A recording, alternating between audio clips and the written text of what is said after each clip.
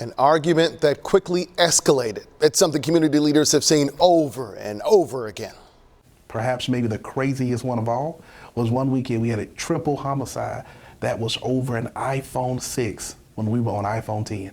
So when you are talking about de-escalation and what's leading to this, you're talking about people who value the smallest of things because they don't have much. And sometimes if it's not tangible, it's respect. If I have nothing else, you're gonna respect me.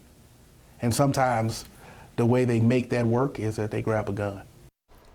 A triple homicide over an iPhone. Let that sink in. These are the people working in our community with our teens and our children, learning the why and bringing solutions to those caught in it.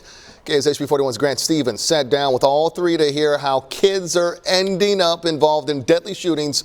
All three point to KC's culture of violence. They say it starts with childhood. You can't grow a kid up any faster than what we're doing right now. When they go on the funerals every other week. How do you convince them, or what do you talk to them about to try and reverse course?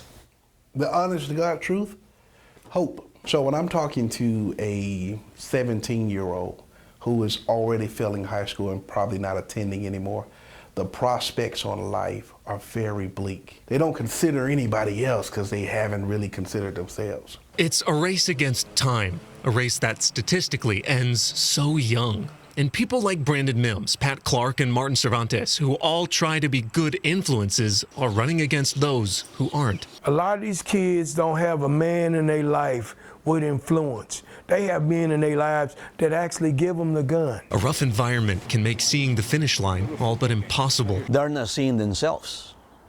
They're not seeing the true person that they really are.